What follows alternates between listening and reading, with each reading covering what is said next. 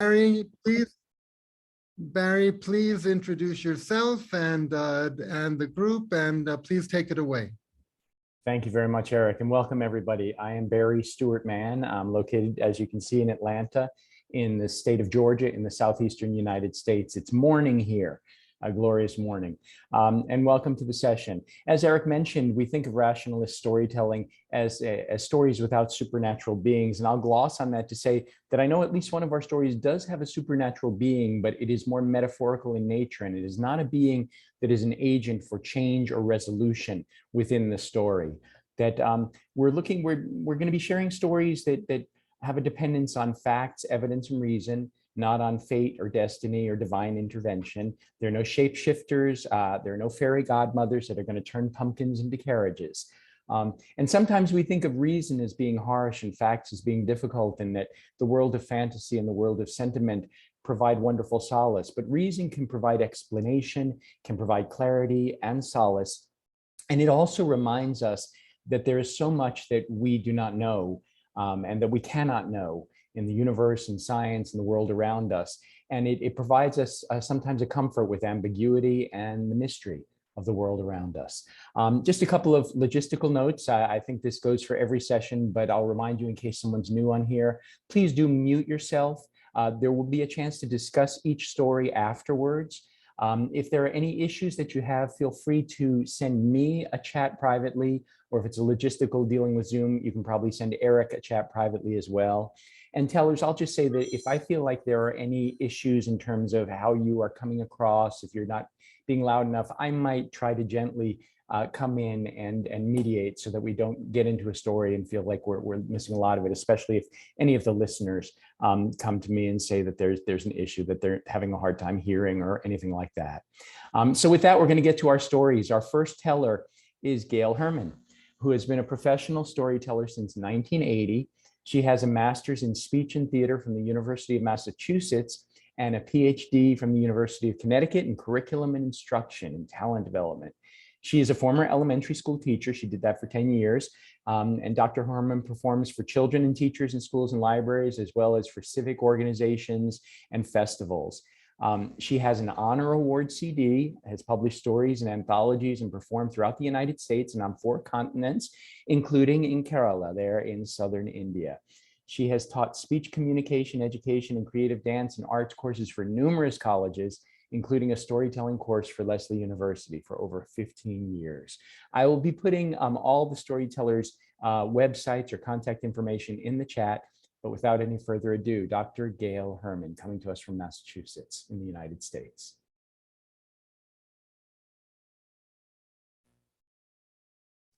Unmute yourself, Gail. I'm going to be sharing a story by Voltaire, and this comes from the 18th century, when rationalism or rationalist thinking kind of brought to fore a lot of controversy. And so he wrote his book, his little novella, if you will, Candide. How many of you know Candide?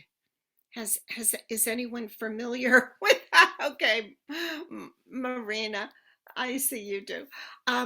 Candide is kind of an explanation. At the whole book explains why Candide decided, okay, let's just look at what's around us and decide what is real.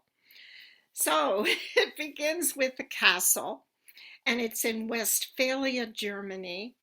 And Candide is one of 2 young people that is being taught by a man named Pangloss. And Voltaire makes some fun of names, as Moliere did. He likes to, think about names in terms of what they signify. So Pan is Greek for all, and gloss, it has a connotation of language. So their teacher was all language. And Voltaire describes what he taught them as metaphysico, theo, logo, cosmo, ideology. And you figure out what that is. His pupils thought he must be the best teacher in the world. Candide was one of his pupils, very honest, very young, and very believing everything that everyone else said.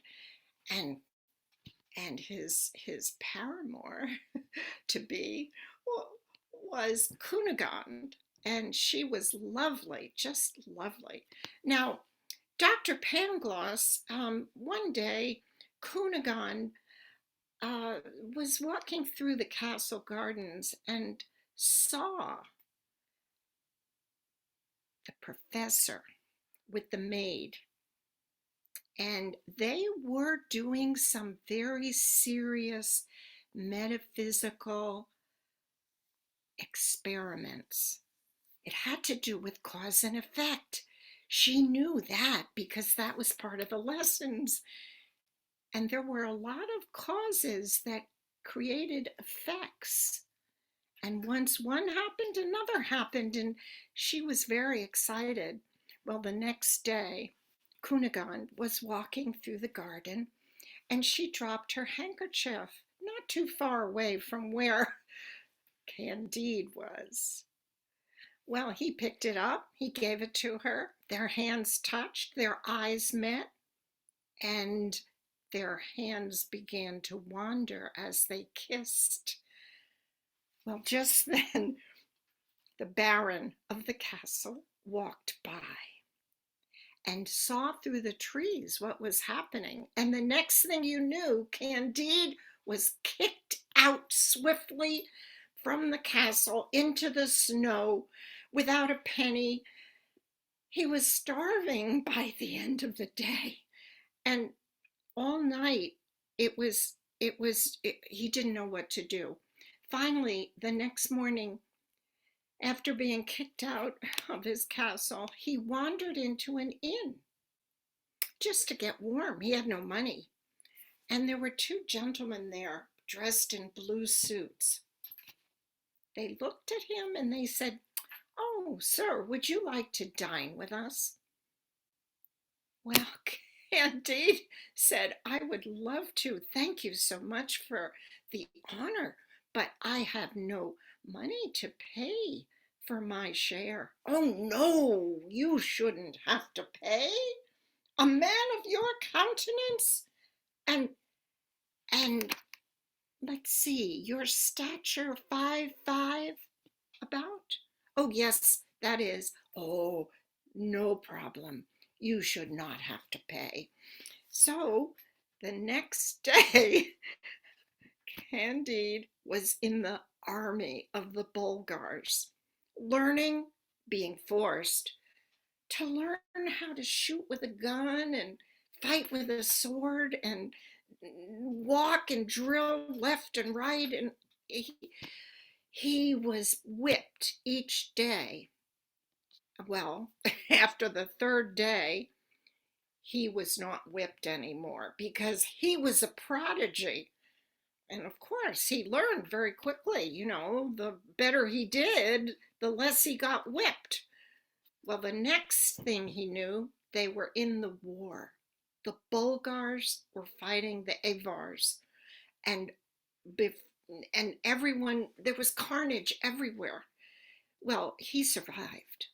Candide had a way of doing that. He did it the best way. He knew how. He hid almost the whole time. And then, well, after the war, he was very wandering around and not knowing what to do with himself. And he wandered into the Avars conquered villages.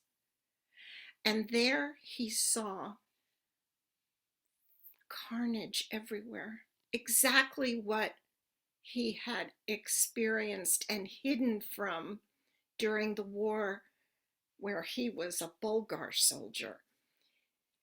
He walked into the villages, and in every village there were bones and arms and severed body parts and brains and blood and women, clutching their babies and dying in the streets.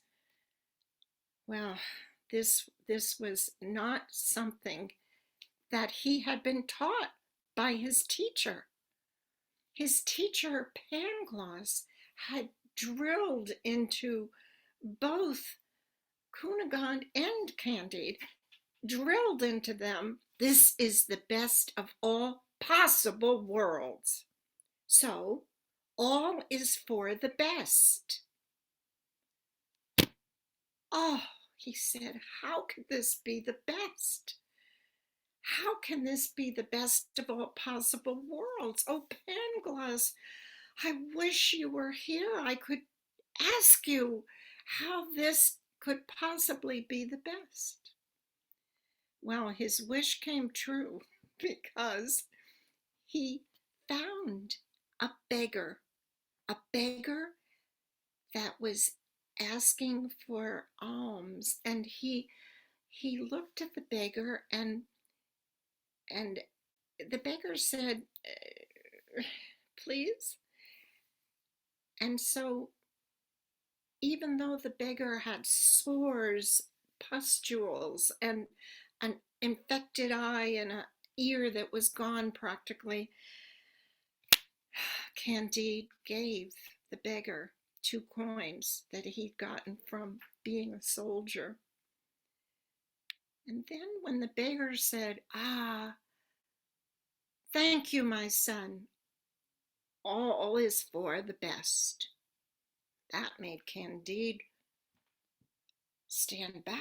Pangloss, is that you? How did this happen to you, my dear Pangloss? Oh, well, I received this disease in a wondrous way. Do you remember Paquette, the Baroness's maid in the castle?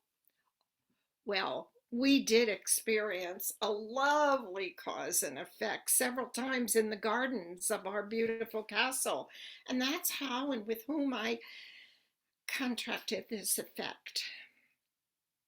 She received it, you see, from a Franciscan who received it from a countess, and so on back through Columbus, who received it in the Americas. Oh, Candide thought, oh, how terrible. It must be the work of the devil. Oh, if only Columbus had not traveled to the Americas. Oh, not at all, said Pangloss with great vigor from a person who looked covered with sores. Pangloss was all aflame now. He said, no, for if Columbus had not gone to America, we would never have chocolate. So you see, all is for the best. If you say so, my dear teacher. But now we should ask my friend Jacques to help arrange your cure. You don't look good. When Pangloss was cured, he had only lost 1 eye and an ear. He said to Candide, so you see, all is for the best. Okay, Candide said, now I have to ask you, what about my lovely Cunegonde, my beautiful love? And Pangloss had to say, alas, my son, she is dead. Candide fainted straight away. Oh, the best of all possible worlds, where are you, poor Cunegonde? Did she expire because I was kicked out of the castle? Oh, no, said Pangloss. It was during the destruction of our castle.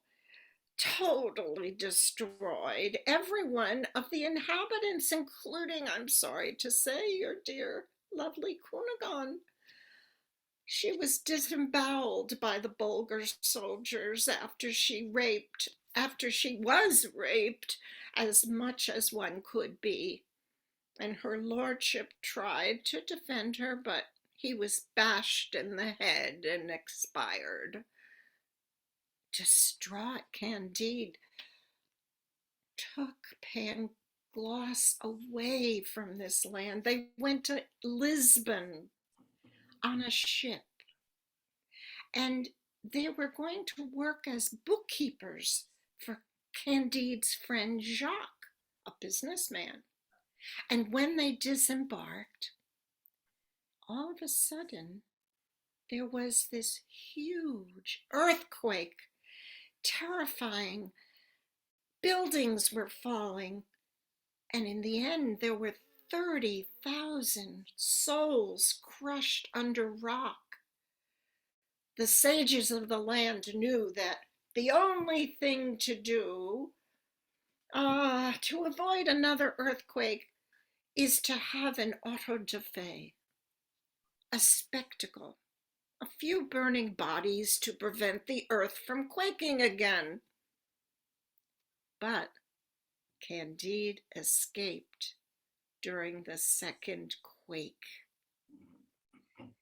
After many, many such catastrophes over many, many years, Candide found his old friends, all gathered them together. He gathered them together, and it was Pangloss, and it was Cunegonde, his love, Paquette, the maid that had given Pangloss the disease, and her trusted old maid and an old friend. They all gathered together, and they tried to make sense of what had happened, where they were now, and what was going to happen. But fortunately, they did meet an old farmer. Candide and his friends learned something very important from watching this old farmer and his children work in the fields. The farmer maintained, "It is only work that keeps the three big evils of life at bay, my friends. Boredom, no more. Vice, no time. And want, never again." So they decided to work the land. And when Pangloss started lecturing again on the best of all possible worlds, Candide just looked away out the window at the fields and said, "That may be well said, Pangloss, but now we must all cultivate our gardens." And so they did. And those are the last words of the novella. And Voltaire points out all these empirical examples. It's like he's saying, all is not for the best. Just look around. To avoid boredom, vice, and want, just get to work. And so that's how he comes to his final conclusion. And if you have any questions, I would love to hear them, or comments from people that know Candide. I couldn't tell the whole story. You know that. It's a very long, every chapter has 5 things that are horrible that happens to him. Thank you, Anna Suk. Thank you. Well, Yeah. I'm going to jump in. Thank you, Gail. That was wonderful. Wow, a lot going on in that story. So we have a couple of minutes. We'd love to hear if anyone has any thoughts about it. Is work the answer? How do we reconcile with all the horrible things that we have around us in this world? And is it the best of all possible worlds? Yeah, and Pangloss was the one who was trying to use a priori arguments that he had learned from Leibniz, a philosopher. So this story, some French teachers I know, by the way, say that this is the best philosophy book in the world because it just puts it in your face, you know, and you either have to do something or go and cultivate your garden. I don't know. That's their answer. Feel free, But anyone yeah, can please jump jump in. What in. will you remember? What will you remember from this story?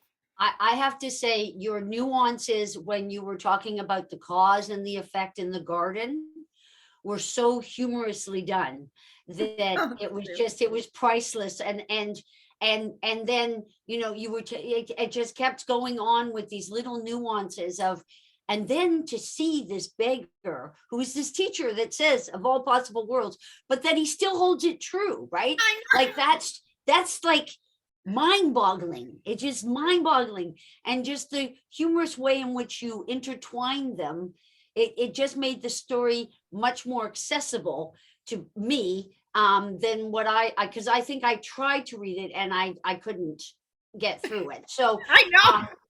So all I can say is now I have the essence of it. Of all possible worlds, this is the best one, including the one that couldn't get through the book. So that's all good for me. And believe me, when I read it the first time, you know, I thought, I can't read this. And I kept turning the pages. I kept turning and it was weird. Hi, Maura. Hi, Maura. Hi, hello, Gail. This was amazing. You know, ages ago I studied French and I'm supposed to have read the Candide, but I never did for the same reasons. So thank you very much for having me spared. And I think you did a marvelous job with all these names and figures, and to tell it in the way that you didn't get, that as a listener, one didn't get lost. That was really that was marvelous. And I love the ending after the ending, that maybe we can't figure out whether this is the best of all possible worlds. I don't think we need to, because we've only got this one, but that Candide is the best work of philosophy for sure. So I found that quite consoling. And I'd like to ask you a question. Are you going to do the circle today or not? Yes. Wow. Okay, thank you. Okay, Barry, thank you very much. Thank you. And I think it's worth adding in, Gail, maybe as full disclosure. Can you just tell us if there's anyone in your house who directs you towards this type of material? Oh, no. No, aren't you? Didn't you say your husband is a professor? Oh, my husband is a philosopher, and he wrote a whole 2-page thing for you that I'm supposed to say. If you want to email me, I'd be happy to mail you his thinking about it philosophically with the, you know, yeah. Wonderful. Well, I put Gail's contact, her website, into the chat. So if you want to get in touch with Gail and see what her philosopher husband might have to say in glossing this Pangloss, please send her a note. And Gail, if you want to put your direct email in the chat, feel free to. But that's great. We are going to move on. So thank you very much, Gail. Let's give her just another round of applause. That was terrific. And our next teller comes to us from right there in Chennai. And it's Shanmugasundaram. He works in the fields of training, mentoring, coaching, content development, graphic design, mind mapping, and video production. He conducts training programs in schools, colleges, institutions, and other organizations. He has trained more than 10,000 students in hundreds of schools and colleges across southern India. And naturally, in all of these endeavors, Shan enlists stories and storytelling to help his students and clients to grow, learn, and transform. So here is Shan. Go ahead, Shan. Thank you, Barry. We are traveling 2,500 years back I'm taking you all to ancient Greek, to a palace. The king and the queen were watching and enjoying the son, the prince, playing around happily with other children. Suddenly, their son, the prince, collapsed and made twisting and squirming movements with the pain, as if a storm breathing inside his head and white froth coming out of his mouth. The king and the queen were shocked and perplexed. They summoned the physician and the spiritual leader to attend the boy.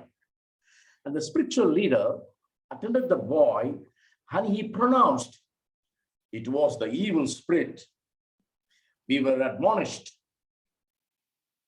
And he asked the permission from the king to perform the ritual. And the spiritual leader started doing like slitting the goat's throat and offering the blood to the spirit. The idea was spiritual appeasement to the evil spirit. Well, at the same period of time, one man stood against all these ritual practices. That man was Hippocrates. He called that incident that whatever happened to that boy was to do with the brain and not with the spirit. So in the modern day, today we call that boy's incident an epileptic seizure.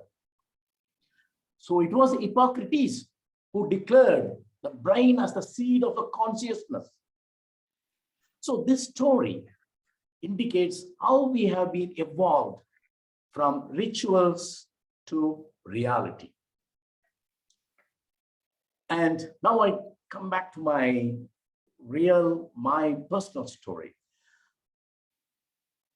One unfortunate thing happened in my childhood days that really opened my eyes to the reality of life.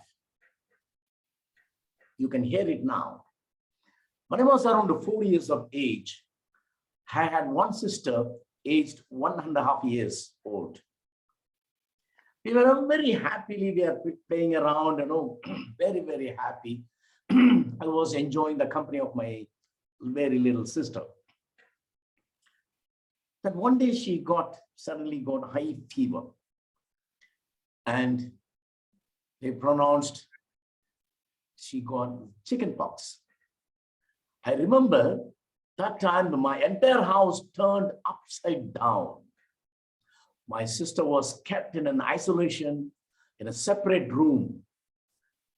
The family members, including me, were forbidden to go near to that room. And local healers, the sadhus, the Swamijis and all that, started coming to my house, and they confirmed that this is Ammai in Tamil for chickenpox, meaning both the poxes and the divine mother goddess. In Tamil, it's called Mariammai. So they said, Mariamma had arrived in my sister's body in the form of chickenpox. So according to them, it was considered a sacred disease. My parents never sought the help of a medical assistant or a physician to cure the poxes. Instead, a vow of obligation is taken in the name of the goddess Mariamma to persuade the goddess to descend from her body at the earliest time. For instance, the local healers of that affliction insist that the goddess visits the house in the form of Ammai to thwart that evil of a tragedy or something which might otherwise, could have happened in my family. So Ammai does not come without a reason. So based on that Swamiji's and healers' advice, her room was sprinkled with turmeric mixed water and placed a room full of neem leaves and other herbal leaves and all that. And my mother and our closest relatives started wearing only yellow saris. Every day, puja was conducted. Several songs of the goddess in various genres, like to please the goddess, lullaby and unjal, the swings, and description of the god, to extol the goddess for this power. So my sister, after suffering from poxes for 21 days, my sister never recovered. Sadly, she succumbed to the disease on the 22nd day. It was the saddest day for my life and for my family also. No one came to help us at the time. The medical authorities or the government authorities or the helpers, none of those people came near to my sister's body to take her to the cremation. So sadly, only my father was the only person in a cloth, in a bundle of cloth, she had been carried by my father to the cemetery. So that was according to my father, he was the guy with the very courageous, but at the same time, he had to do for his own daughter.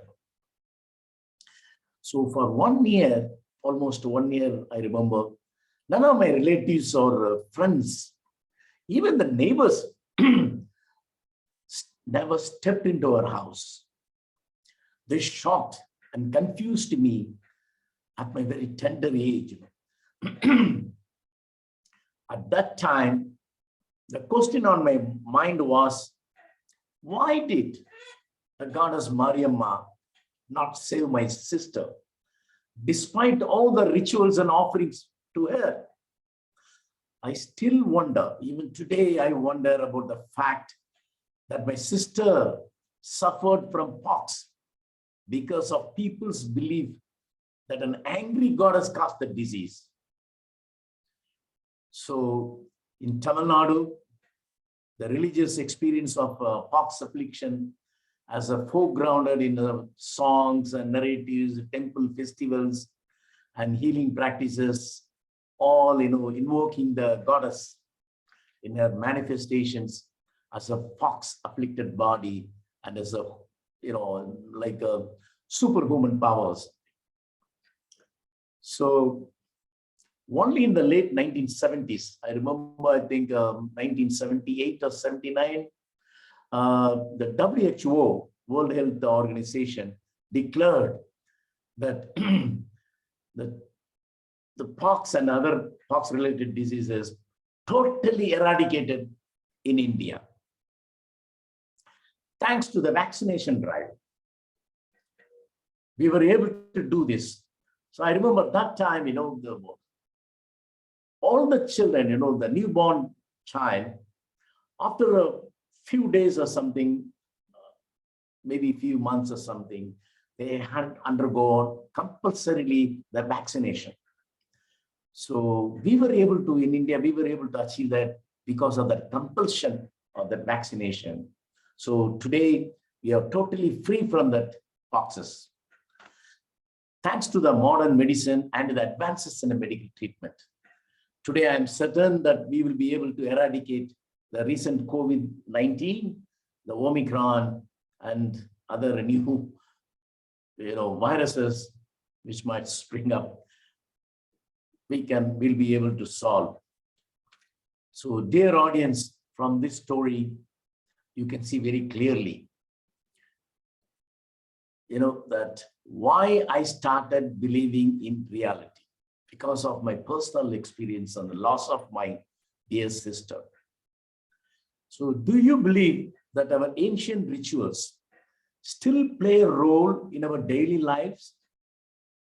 I would love to hear from you. Next, we should think about where and how rituals help us to grow as humans. So meanwhile, we have made a tremendous progress in medical science. You all know, medical technology, the advancement in the medical field, which have helped humanity survive and thrive in this turbulent and disaster-prone world. I want that audience to take a moment to reflect. I'm sure that you are maybe you may have your own experience, but provide that answer to rituals to reality. Thank you very much. So I welcome any questions. Thank you very much, Sean. That was terrific and very touching, and a lot to think about. And we can all kind of see the relevance to the situation that we live in now. I just want to point out that Sean, I dropped your website into the chat, but we'd love to open it up. Sean said if anyone had other experiences like this, I don't know if we all need to maybe make offerings to Marianma to end the COVID devastation. But please feel free to unmute yourself and just jump in. Yeah.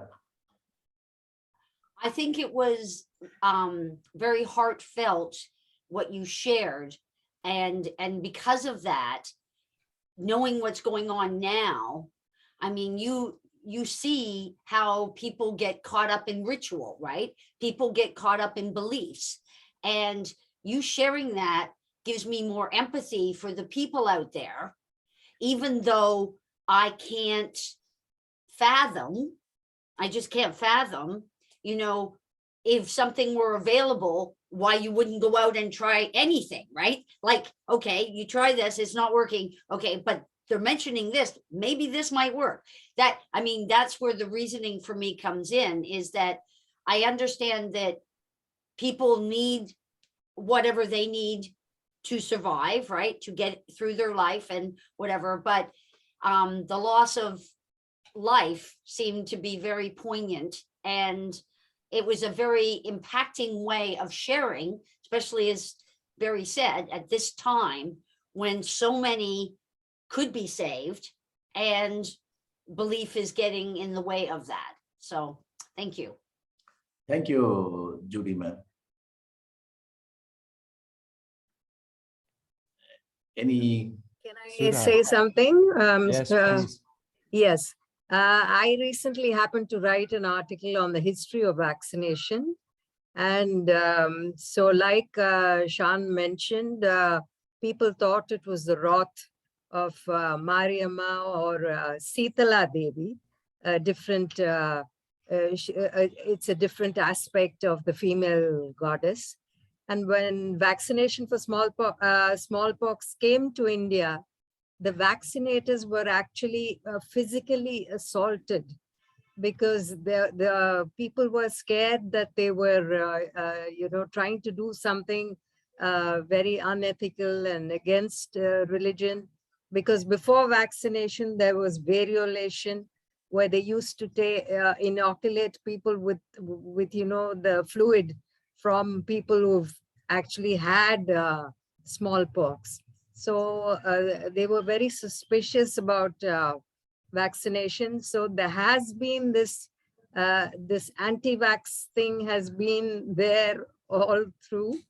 So we've seen it for measles also in the US. I think there was that lobby who didn't want any measles vaccine. There was a recent outbreak sometime before COVID struck. And even for COVID, there's been considerable resistance.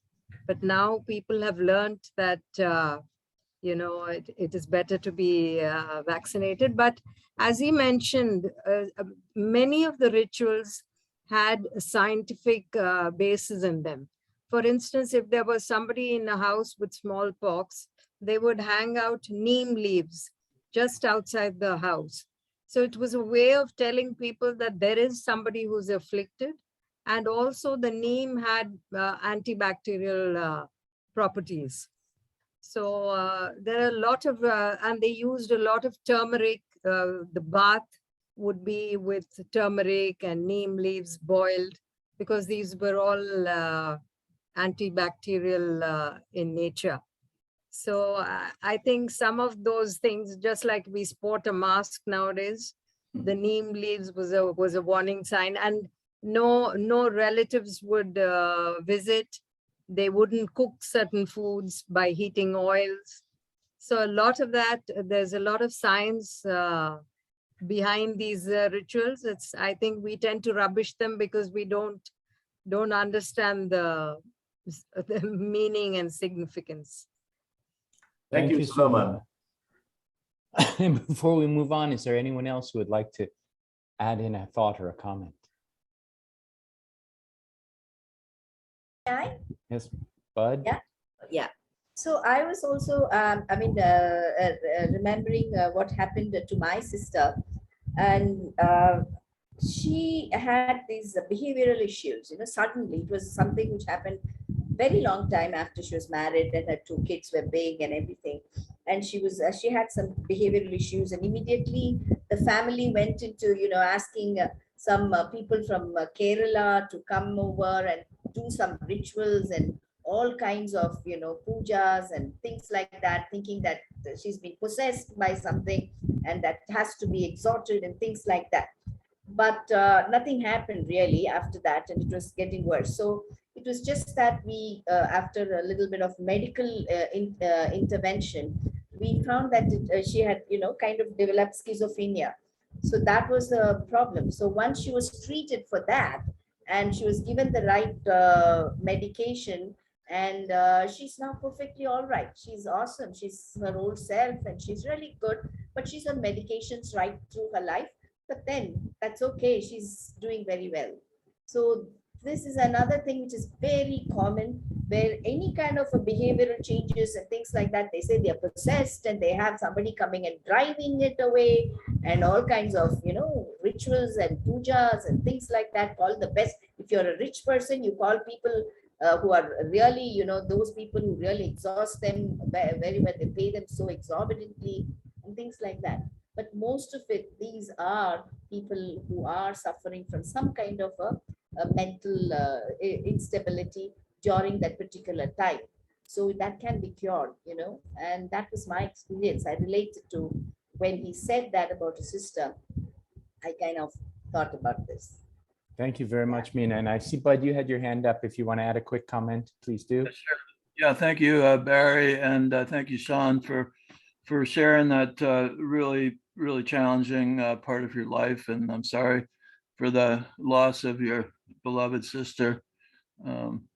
I think of the ancient rituals and understandings and of course, India has this tradition that goes so far back, as a way that people were able to come to grips or understanding or some kind of knowledge of the mysteries of the world and the universe.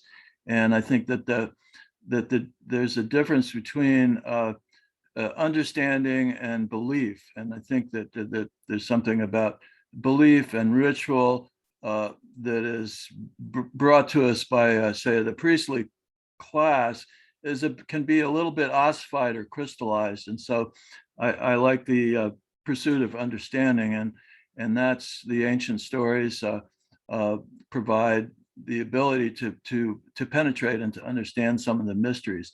And that's why storytelling is so important, is so that we can continue to peer in and try and understand these mysteries. And of course, science is pursuing the same path of trying to understand the mysteries. And so they're not mutually exclusive. And I think that's really important. Thank you. Thank you very much, Bud. I was thinking the same thing as you were speaking, that it's not an either or, and that's one of the things we reconcile. We're going to move on. I'll remind you, if you could please make sure that you are mute, especially I know sometimes we come on mic and then forget to go back off mic, but that will help. We're going to move on to our next teller, and it's Judy England McCarthy. Judy is a storyteller, performance artist by nature. As a storyteller, she adapts, creates, and shares stories in different mediums: storytelling, poems, living characters, videos. Her creative intention is to make connections through stories while entertaining and transforming the listener. In this way, she hopes the oral tradition can find new life and thrive. She says, a good story touches the soul and helps the spirit soar. So please welcome, coming to us from New Jersey in the United States, Judy England McCarthy. Hi, today I'm going to tell you a very little story, but I hope it has a very deep, resonating effect. Now, the dictionary says that luck is the cause or the effect of some circumstances for or against the individual. And we call that good luck or bad luck. My hope is that after you hear this story, you might question that there's any luck at all. So we begin. The farmer in the dell, the farmer in the dell, hi-ho the dairy-o, the farmer in the dell. Once, this is a story called The Farmer and His Neighbor. Once there was a poor farmer who only had one horse. It was a mare. And one day that mare ran away. And his neighbor came over and said, oh, this is so terrible. You are so unfortunate, such bad, bad luck. What are you going to do? And the farmer said, it is what it is. The next day,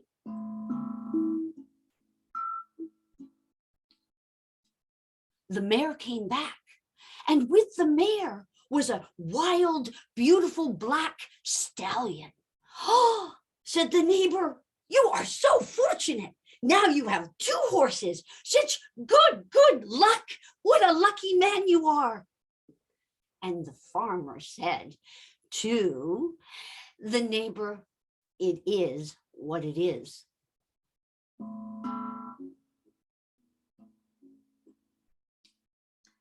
The next day, his son tried to tame the wild black stallion and fell off and broke his leg.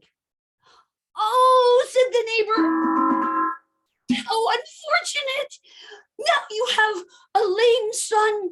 How are you going to run the farm? What of your future? What will happen to you? Such bad, bad luck. The farmer said, it is what it is. A month went by.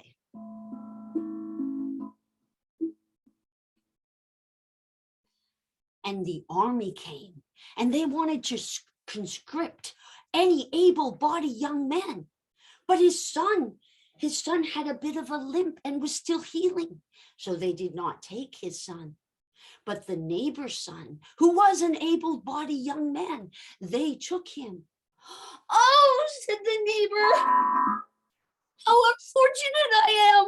They have taken my son. I am so unlucky. I am so unlucky. You, however, are very fortunate. You have two horses and you have a son that can still work the farm.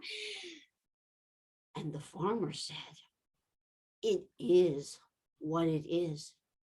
Now you can see that this story could go on and on and on, and you can see how the two different people handled the same situation.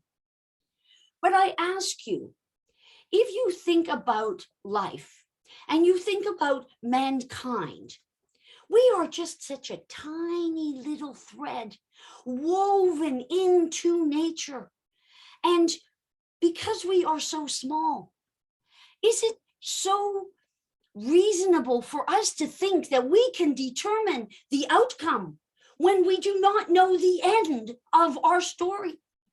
Therefore, I ask you, perhaps the next time you're willing to think about it, maybe you too will say it is what it is. Thank you for listening.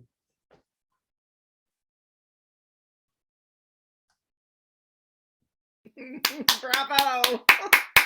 Thank you very much, Judy. That's a wonderful story, kind of a parable, and it's just terrific.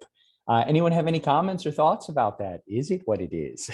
Is it all about our viewpoint on things? Yeah, Moira.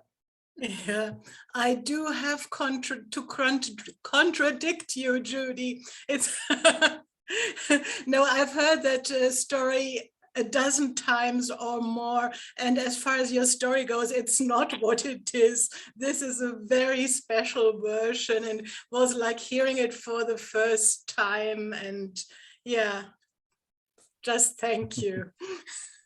I'm glad. That was the hope, is that I could take something simple and maybe get you just to maybe be with the life you have, not judge it, wait till the end, see the end story before you know, because things do happen along the way that we think are terrible, but then in retrospect we go, well, actually because of that this happened, and this couldn't have happened if that hadn't happened. So yes. So, yeah. Gail, oh, go ahead, Gail, and then Poonam, you'll be next. I just wanted to say my daughter is a Chinese medicine healer, and she says it's neither good nor bad. It just is. Mhm, mhm. Thank you. Poonam. Thank you. Judy, I loved your story. Your energy was enormous. It just came through to me. And one thing that I want to say, and that I take back as a lesson, is there should be no hurry. Let's wait till the end. The story keeps changing every moment. Thank you so Thank much. you. Yes, the only thing constant in life is change, right? Exactly. Any other thoughts or comments? Yep. It's not what happens, it's how you meet it.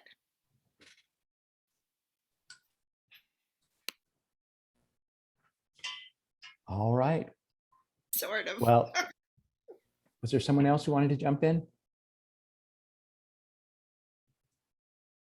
Well, then we're going to move on because we had lost a little time at the beginning. So to make sure that we can finish in time, we're going to go on to our next teller and our next story, coming from a rationalist perspective.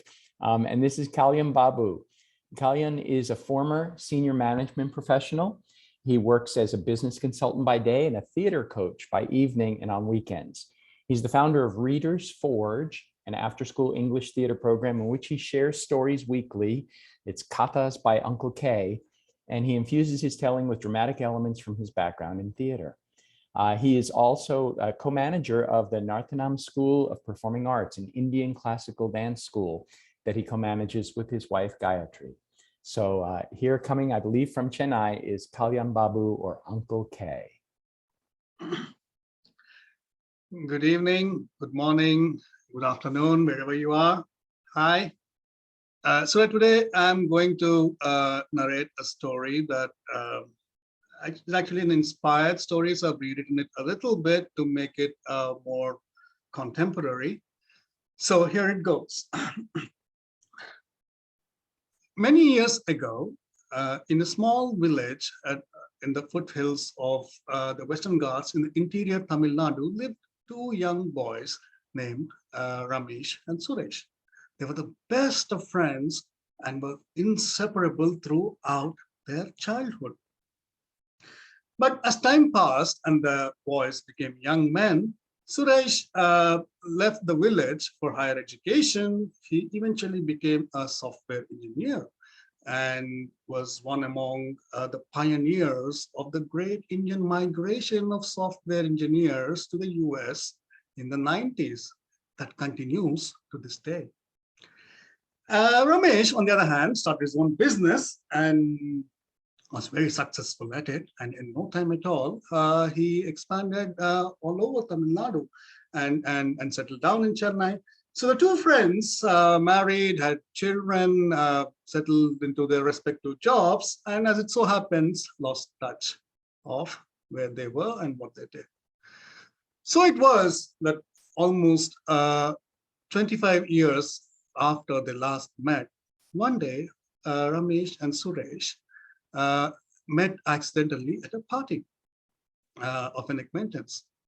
So Suresh was speaking to someone when someone came up to him and said, "Hey, Suresh, long time no see, man. Where have you been? How have you been? How are things?" He turned around and looked perplexed. It was a man he didn't recognize. It was big, bulky man with big jowls and a pale, swarthy complexion. Hey, it's me, man. It's Ramesh. Rami, don't you remember me? Oh, Rami! Oh, man, how have you changed? It's been a long, long time. So how have you been? And so the two friends got around talking about their lives, their families, the things. And eventually things came down. They settled with a drink in hand and said, so, Rami, are you okay? You look a little pale and, are you all right? Yeah, man, it's the stress about the business. I'm running a big business. I know 20,000 people under me. And I have my two sons to help me out, but these young chaps, they don't have the stamina. They're not like the olden days. Until I get in, nothing gets done. Oh, I'm in my age and, sitting in meetings all day, taking calls with clients and suppliers all night, writing emails, and it's tiring, but what do they do? It's nothing much. I have to be there. Oh, what do doctors say? Have you met any? Have you consulted? Oh, doctors. Don't even get me started on them. Bunch of crooks, that's what they are. Last time I consulted a doctor, I spent thousands and thousands, did dozens and dozens of tests, and eventually they come back and they have the temerity to tell me I'm perfectly fine. Really? Do I look fine to you? Do I? No, look at me. I've changed doctors, dozens of doctors, dozens of consultants, and they all say the same thing. You just need to diet and exercise a little bit. Like it's the universal truth. But yeah, no. I'm sure it's something that's beyond the scope of doctors. So I've been investing a little bit of my time and money in seeking divine intervention. I've gone to temples. I've donated millions to all these religious institutions and godmen. And my real fervent hope is that it's going to help me sometime and I'm going to become a much better man soon. Suresh didn't believe that because he could see the amount of food that Ramesh was consuming and then realized that there was only one way, or that he needs to help him somehow. So he decided and came up with a plan and said, hey, listen, Ramesh, that reminds me, I've heard of this very special sage who lives just across the farm where I've started, an organic farm that I started when I came back from the US. He's supposed to be very, very powerful, all-knowing, and people say that he can solve any problem in this world. So tell you what, let me go back home, consult with him, and I'll call you. I think you should meet him. He will definitely help you. Do you think so? Yes, of course. All right, if you say so, I think I might spare a day. And so it was that 2 weeks later, Ramesh found himself motoring along a dirt path, which seemed to be held together but by a bunch of potholes and nothing else, and reached a cottage, a medium-sized cottage that Suresh had built for himself on his farm. So the friends met, had chatted, had a good meal, and in the evening, Suresh took him to the godman, the guru, who was supposed to cure and help solve anything in the world. So they entered the cottage, and inside sat a very, very old man. He had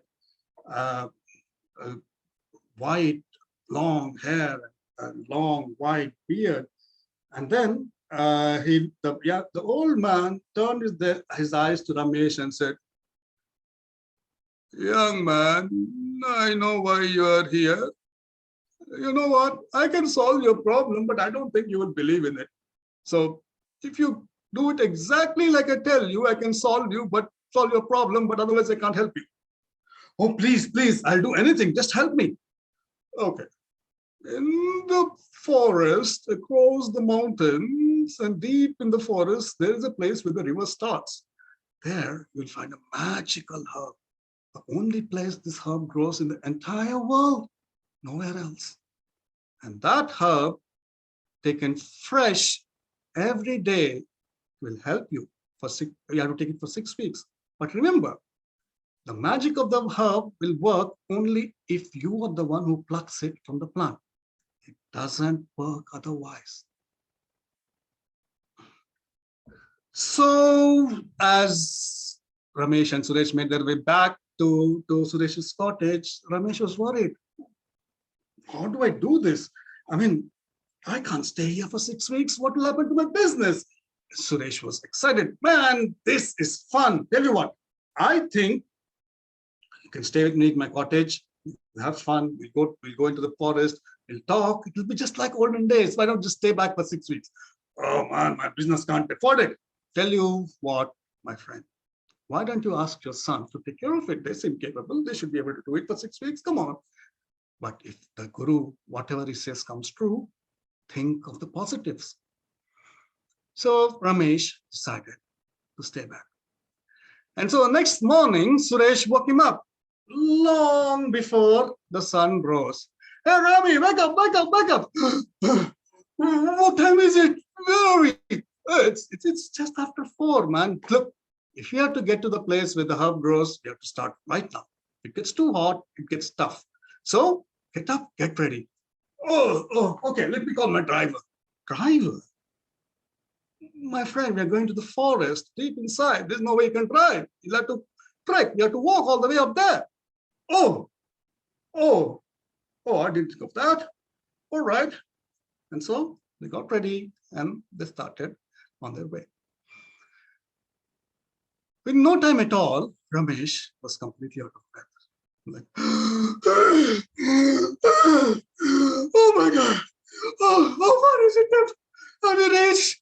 How much longer? How much farther do we have to go? Rami, we've just started. We've just barely reached the edge of the forest. We still have a long way to go. Come on, let's go. No, man, I can't do this. I can't.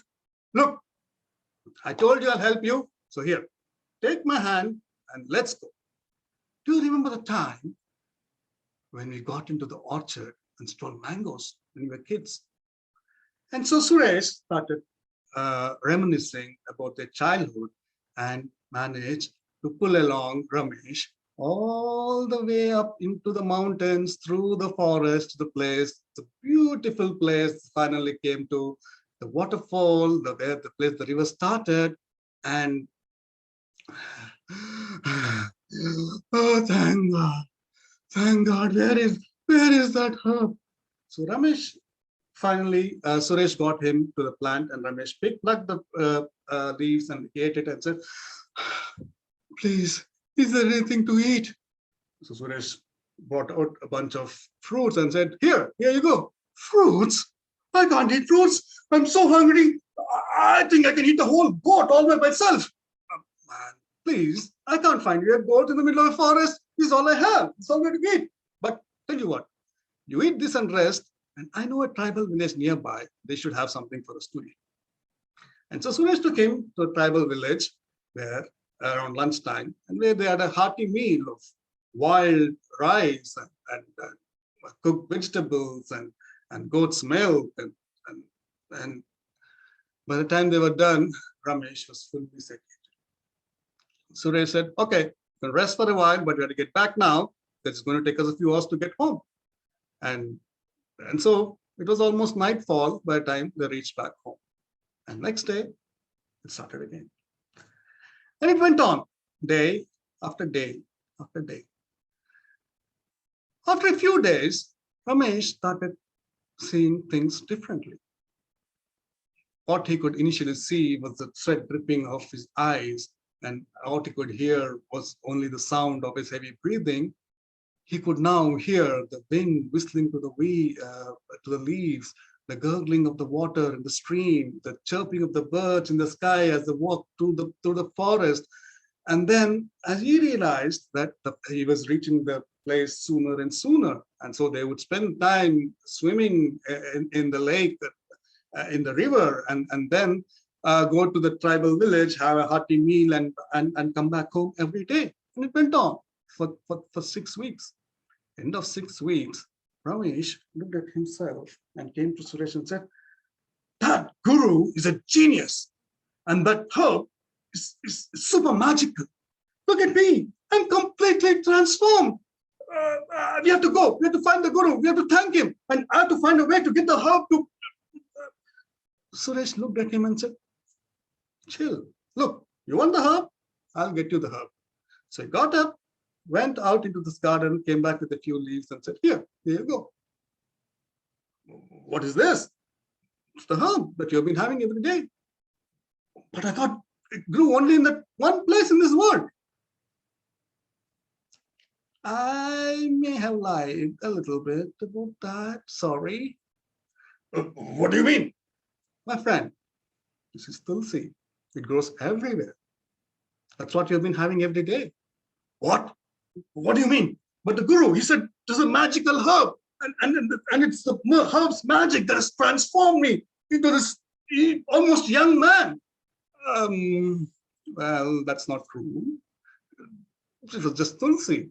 What's transformed you was your trek and your diet. You walking all the way up and down the mountain every day and eating healthy food and no processed packaged foods. That can't be true. No, I don't believe that. I can't believe that. And the guru. I have another confession to make. There was no guru. What? Yeah, I mean, there was a guru, and I needed someone to perform the role of a guru. So I called my nephew. He studies theater in Bangalore. He came here, and there you go. He was the guru. But you mean there's no magic herb? Yes, no magic, no guru. This is all you. You were the cause of your own transformation. There was no divine intervention. That means the doctors were right. Yes. Sometimes you should realize that doctors can also be right. Right? And it is all you. You don't need divine intervention to transform yourself. All you required was a little bit of effort, a little bit of push, and you did it all by yourself.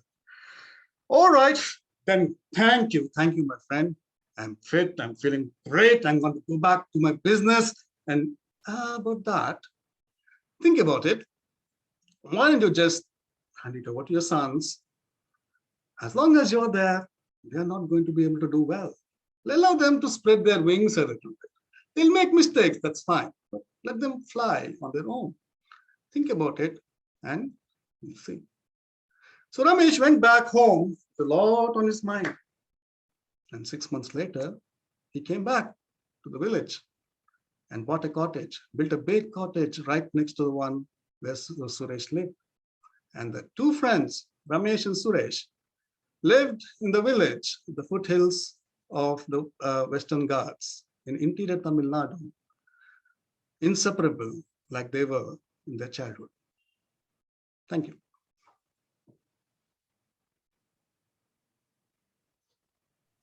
Thank you so much, Uncle Kay. That was terrific. Wow. Wonderful. We have a couple of minutes if anyone has any thoughts or comments or questions for Kalyan, or comments or thoughts on the story. Your telling was tremendous. You really captured the spirit, and the end was, wonderful, right? That wisdom can be found anywhere, and that you are your own transformation, I think was the line that I'm going to keep in mind the next time I am having an issue with life. Is I'm my own transformation. That's a good line to keep. Thank you very much. Oh, and your animation was great. Thank you. And I'm going to add in that I did not realize quite what kind of a multimedia presentation we'd be having as rationalists, that Judy had the musical embellishments and Kalyan had took us places visually. That was lovely. Other thoughts, observations? Can I? Yes, Divya, go ahead. Yeah, hi. Wonderful story, Kalyan.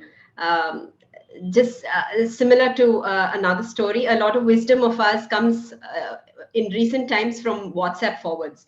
It's like one wisdom belt for us.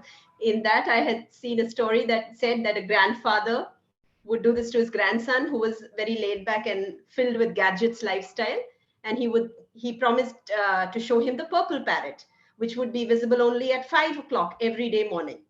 So the grandson would reluctantly go, and the grandfather would just say, "Oh, we just missed it," every single day. But this got the grandson to, get up and get into a healthy lifestyle in the hope that he would spot the purple parrot someday.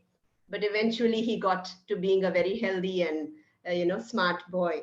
So I think, like Kalyan said, the magic is in the mind. The rationale comes from the magic in the mind. So lovely story, Kalyan. Thank you. Thank you, Divya. I think that's the same premise actually we end up using with our kids, right? When we try to get them to do something, we say, okay, there is something magical that's going to happen if you clean your room. And we get things done that way quite a bit. But kids do realize that they're smarter than us. So they realize very quickly that that's not happening. Yeah. Great.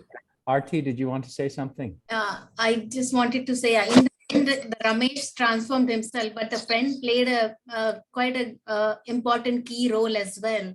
So in a friendship perspective, so that's a real friendship, I would say, there it took place between Ramesh and Suresh.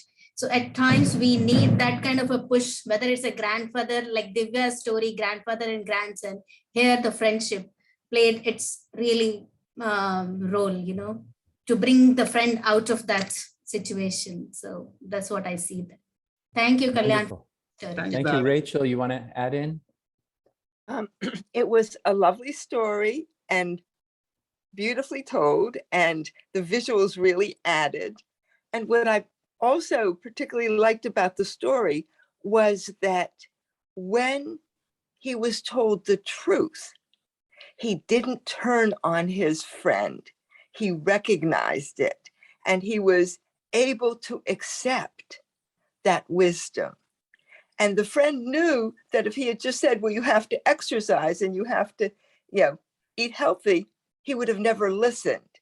So that's part of the wisdom for the friend to know for a friend to be able to present what is needed in a way that will be accepted. So it's such a positive story, and you told it with a lovely energy. Thank you, Rachel.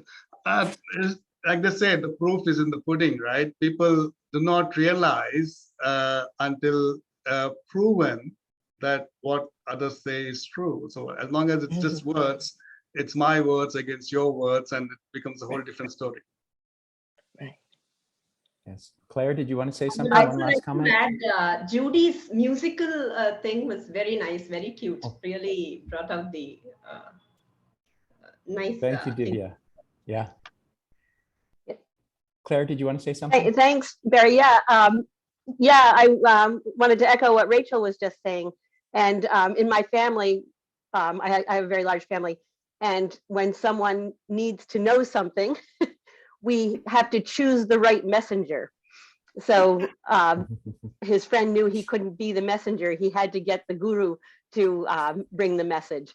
And also I was thinking back to the story about, and again, I want to offer my condolences also for the loss of your dear sister, Sean. And I'm so sorry for that loss, but the story that you told was so poignant, and knowing what we know about quote unquote modern medicine and the anti-vaxxers here, it's, who is the messenger, who is telling us? And sometimes we need the rituals, and we need the, even though modern medicine is modern medicine, there's still rituals, the doctor in the white coat and the special place where we go and the tools that they use are also a part of that message. So I just, all these stories have been just so they just are really stories that we need now. So thank you very much.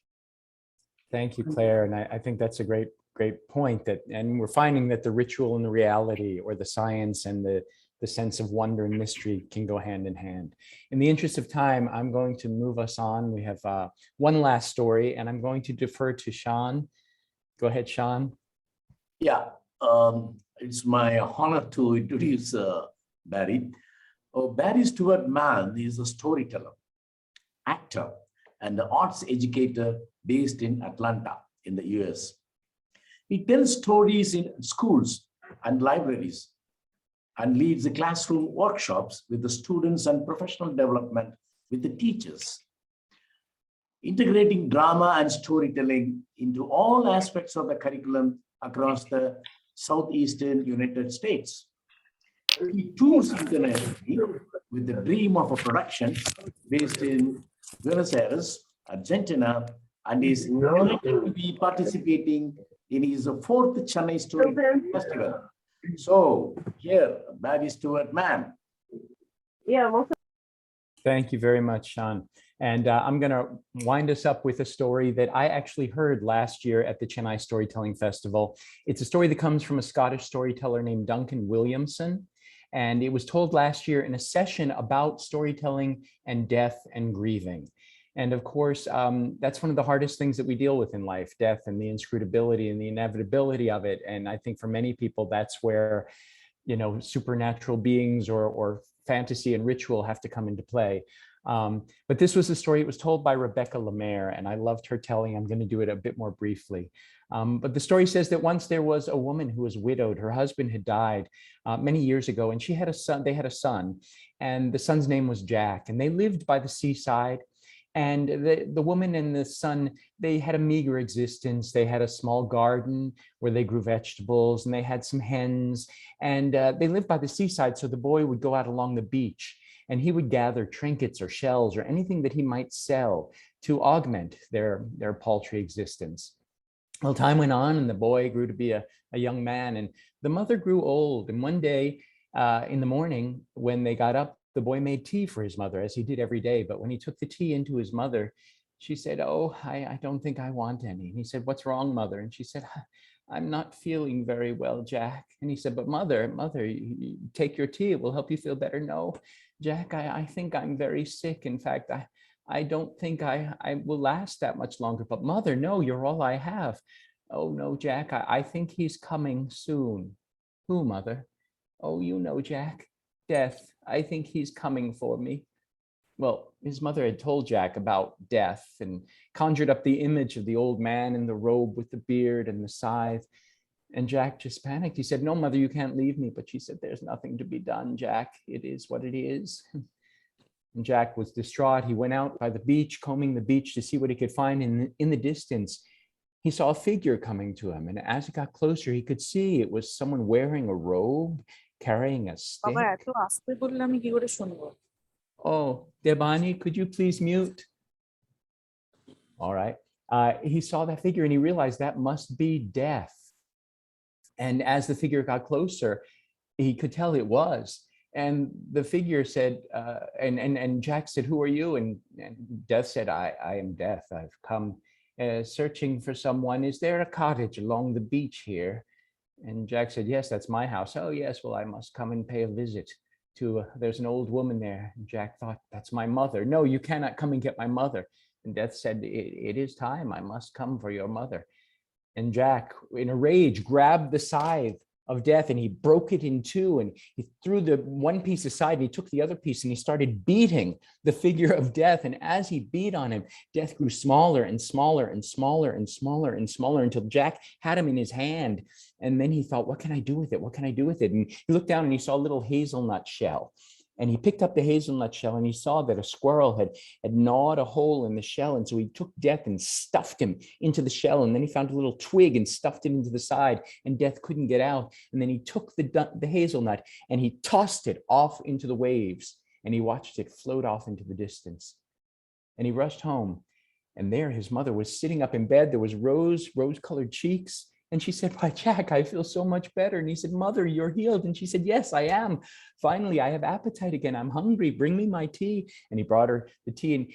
And she said, "But I want some food." And he said, "What would you like?" she said, oh, how about some eggs from the hens? So he went out and he found some eggs. But when he went to crack the eggs on the side of the pot to cook them, they wouldn't crack. They were hard as stones. And she said, well, that's the strangest thing, Jack. Why won't the eggs cook? And she said, well, why don't you go and get some vegetables and make your mother a good soup? And so he ran out to the garden, he picked some carrots and some cabbage, and he tried to cook them, but they remained hard and he couldn't cut into them. The knives just kind of rubbed up against them. It was as if they were made of iron or steel. And she said, well, go to the market, Jack, and get me something. Oh, I'm sorry, I'm going to stop for a second. Sri, thank you very much. Go to the market and go to the butcher and get us some meat. And so Jack ran to the market, and there was the butcher all frustrated. And Jack said, I need some meat from my mother. And the butcher said, everybody needs meat, but there's nothing to be done. I tried to kill the great bullock out there in the yard, but I can't kill it. The knife just bounces off. And Jack realized that nothing, he couldn't get any food because nothing was dying anymore. There was no death. He had killed, or he had defeated death. And he went home to his mother and he told her what happened at the butcher's. And she said, why, Jack, something strange is going on. And so he had to confess to her what had happened. And he told her about meeting death and beating death and cramming death into that little nutshell and tossing it out into the ocean. And she said, oh, no, Jack, no, death is a part of life. Without death, there is no life. Don't you see, Jack? We must accept it. Jack, you must change this. People need food. People need to go on. Life needs to go on, and life can't go on without death. And realizing the error of his ways, Jack ran out to the sea. He looked this way and that. He walked miles and miles. In fact, for days, he walked up and down the seashore looking for that little hazelnut, waiting for it to flow back in. And he came back to the seaside right by his house. And there on the sand, he saw that little hazelnut shell. And so he picked it up and he pulled the little twig, and death came out. And death came back to his full size. And Jack gave him the scythe. His mother had told him he had to repair the scythe. And so he had taken the two pieces and put them together, and he gave it back to Death. And he said, Death, I am sorry I defeated you. I realized that you were important. And Death said, yes, without me, there is no life. And Jack said, but please let my mother live a while longer. And Death took out his list and said, well, I have a few more people to visit in this village, so I will go to them first, but know that I must come to your mother sooner or later. And so it was. Jack continued living his life with his mother, and Death gave his mother a reprieve for a while, but eventually Death did come to his mother, as it will come to us all. And that is the story of Death in a Nut. And I'll add that this story has a little resonance for me now, because I've been living with death. My father, who was 90, actually today was his birthday. He would have turned 92 years old today. He died a week ago last night. And so we've been going through the process, of grieving and of understanding. And of course, death it's incomprehensible. And every 5 minutes I think, oh, I have to ask Dad. Oh, I have to check in with Dad. And that's no more. But I have to say that this story and just the rationalism of understanding how life is, and that it's a mystery that we don't understand, has been a comfort to me in this process. I'm very sad. I'm grieving. I tear up, but I also understand it is what it is. He lived his life. He ran his race. He completed his journey. And it was an honor for us to help him on his way.